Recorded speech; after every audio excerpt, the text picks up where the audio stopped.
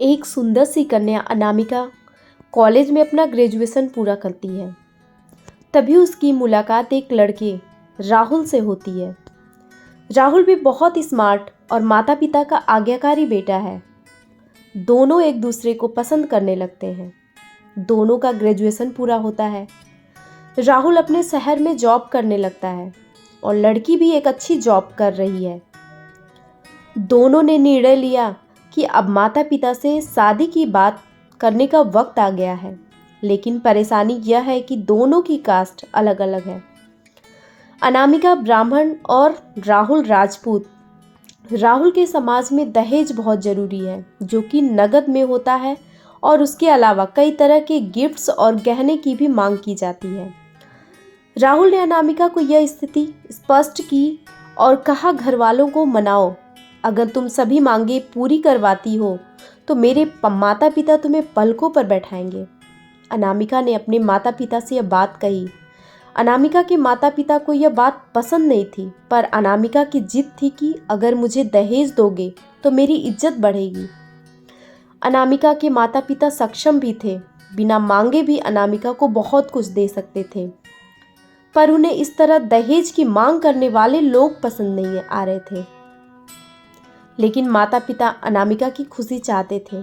उन्हें यह डर था कि कहीं उनकी बेटी ये न सोचे कि वे अपनी बेटी को कुछ नहीं देना चाहते। इसलिए उन्होंने सभी शर्तें मानी।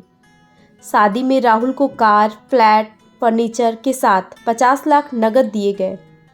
साथ ही अनामिका को गहने भी दिए गए और सभी रिश्तेदारों को गिफ्ट्स और कपड़े भी दिए। शादी बहुत धूमधाम से की गई, कोई कमी नहीं छोड़ी गई। अनामिका को मन ही मन यह गुमान था कि कास्ट अलग होने के बावजूद माता पिता ने उसकी शादी ससुराल के हिसाब से की। अनामिका को विश्वास था कि उसे बेटी बनाकर रखा जाएगा, उसे वही प्यार दिया जाएगा जो उसके माता पिता ने दिया, क्योंकि उसने अपने ससुराल का मान रखा है। अनामिका ने अपने घर से ससुराल विदा ली। ब्राह्मण कन्या राजपूत के घर की बहू बनी। ससुराल में बहुत ज़्यादा पर्दा प्रथा थी। बहू को मनचाहा खाने तक की स्वतंत्रता नहीं थी। कितनी भी भूख क्यों न हो, घर की बहू सबके खाने के बाद ही खाएगी। यहाँ तक कि उसे घर के पुरुषों के सामने बैठने तक की इजाज़त नहीं थी। अनामिका ने इस बात पर ऐतराज़ दिखाया और उसकी किसी ने न सुनी। राहुल ने भी यह बोलकर मुंह फेर लिया कि यह तो परंपरा है। अनामिका को जो गुमान था वो धरा का धरा रह गया। उसे अपने माता पिता की बात याद आई। जब उन्होंने समझाया था तो वह उनसे बहुत लड़ी थी। उसने ससुराल में बात करने का फैसला किया। अनामिका ने अपने सास ससुर और पति से बात की, लेकिन उन्होंने नहीं सुनी और उसे बहुत बेरहमी से पीटा गया। अनामिका ने कभी ऐसा व्यवहार नहीं देखा था। उसे जिस लाए हुए दहेज पर घमंड था वह चूर चूर हो गया था। अनामिका को माता पिता से बात करने में भी शर्म महसूस हो रही थी और इसी कश्मकश में एक दिन अनामिका ने अपने आप को खत्म कर दिया। माता पिता को जब यह बात पता चला तो उन्हें अपनी गलती का एहसास हुआ कि वक्त रहते समझा होता तो बेटी साथ होती। जो लोग दहेज पर बेटे की शादी करते हैं उनकी सोच हर तरह से छोटी होती है। जो बेटे को नीलाम कर सकते हैं वो किसी और की बेटी को कैसे बेटी बना सकते थे। दहेज कभी खुशियों की चाबी नहीं बन सकती।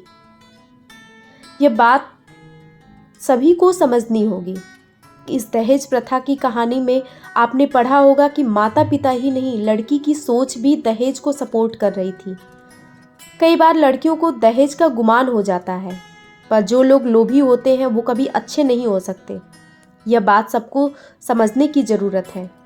कहानियाँ जीवन में बहुत मायने रखती है। कई बार बड़ी से बड़ी डिग्री भी ज्ञान नहीं देती और एक छोटी सी कहानी जीवन बदल देती है।